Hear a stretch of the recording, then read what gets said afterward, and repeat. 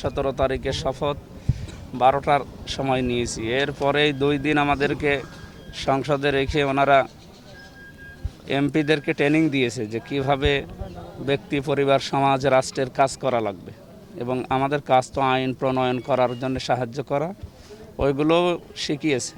বাকি 5টা দিন সময় পেয়েছি। এখানে আবার 26 তারিখ থেকে ফের সংসদ অধিবেশন বসবে।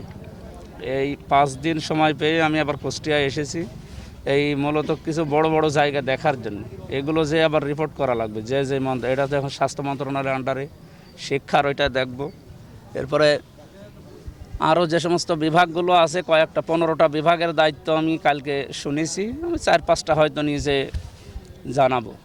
তো এখানে এসে প্রথমে আমাদের আমিরে জামাত নিজে মানে শপথ নেওয়ার পরের দিন দেখলেন ওনারা পরিষ্কার পরিচ্ছন্নতায় ঢাকা মিরপুরে নিয়ে গেছে নিজে। আমাদেরকেও আদেশ দিয়েছে যে প্রত্যেক এমপি, 299 জন এমপি আছে, প্রত্যেকের আদেশ এই যে আপনার নিজ এলাকায় যে পরিষ্কার পরিচ্ছন্নতায় প্রত্যেককে নিয়ে উদ্যোগ নেবেন। তা আমরা যেহেতু ওই যে বললেন যে 250 জায়গায় 1500 হয়ে যাচ্ছে, অলরেডি খোঁজ নিয়েছি। এখানে 250 বেডের আরেকটা হাসপাতাল অলরেডি কুষ্টিয়ায় বানানোর চিন্তাভাবনা আছে সামনে। এরপরে আমাদের কুষ্টিয়া বিশ্ববিদ্যালয় মেডিকেল কলেজ হওয়ার জন্য পাশে জায়গা অনেক একবার করা আছে। এগুলো নিয়ে শিক্ষা মন্ত্রণালয়ে আমি যাব, দেখি কয়েকদিনের ভেতরে। তো পরিষ্কার পরিচ্ছন্নতা শুধু এই লোক দেখানোর জন্য বা সাংবাদিকদের নিয়ে না, আমরা মানুষের মানে মন পরিষ্কারের মাধ্যমে এই বাইরের পরিষ্কার করা দরকার। ইনি হাসপাতালের দায়িত্বে আর অনেকগুলো জায়গা আমাকে দেখিয়েছে, আমি আরও দেখব এইগুলো যেন সঠিকভাবে ব্যবহার করা হয়। আর এই যে একটা জিনিস দেখে মনটা খুব খারাপ হয়ে গেলে, পানি পড়তেছে উপরে, ছাদটা নষ্ট হয়ে যাচ্ছে, এই বিষয়টা তো মেনে নেওয়া কঠিন।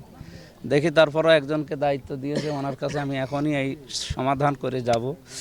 আশা করছি ওয়া তাআওয়ানু আলাল বিররি ওয়াত তাকওয়া ওয়ালা তাআওয়ানু আলাল ইসমি ওয়াল উদওয়ান, এই আয়াতটা সংসদে তেলাওয়াত করার মাধ্যমে এবং আউফু বিআহদিল্লাহ এই আয়াত তেলাওয়াতের মাধ্যমে আমাদের শপথ দিয়েছে। তাই আমরা চাচ্ছি আগামীতে এই আয়াতগুলোর বাস্তবায়ন শুধু আরবিতেই যেন তেলাওয়াত শেষ হয়ে না যায়, এগুলো যেন বাস্তবে রূপ দেয়। আমিরে জামাত আমাদের বিরোধী দলীয় নেতা, উনি একেবারে স্পষ্টভাবে আমাদের এমপিদের সামনে এই ট্রেনিং চলাকালীন জানিয়েছে যে আমরা ভালো কাজ এসে যেই করুক, এখানে দল বেদল আমরা না, ভালো কাজ যেই করুক সাহায্য করব এবং সহযোগিতা করব। এই জায়গায় যেন কেউ দলদারি দেখবেন না।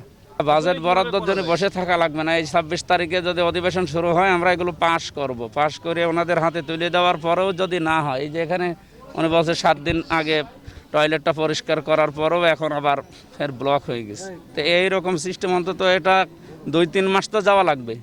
ওই 2-3 মাস যাবে কী করে সেই ব্যবস্থা আগে করি। এরপরে আরও কয়েকটা অসঙ্গতি, এখানে মোটর সাইকেল আর অ্যাম্বুলেন্স রাখার জায়গা এগুলো না, এরপরও শুনছি এখানে রেখেছে ওনাদের নির্ধারিত জায়গায়। আরএমও দিয়েছে এক জায়গায়, এখন অ্যাম্বুলেন্সের টার্ম দেখবো, যদি এই জায়গা দেওয়ার পরে ওনারা না রাখে তাহলে আমি উপরে জানাবো এবং আইনগত ব্যবস্থা যা আছে সেটা অবশ্যই করা হবে। আপনি বিশৃঙ্খলা করে আমার নিজেরও কষ্ট হয়, মাঝে মাঝে আমি রাত্রে আসি দেখার জন্য, এসে গাড়ি ঘোরানো এবং এই জায়গায় যেখানে রাখার জায়গা না এখানে রাখবে কেন, আমি দেখছি এই বিষয়গুলো, দেখি কি করা যায়।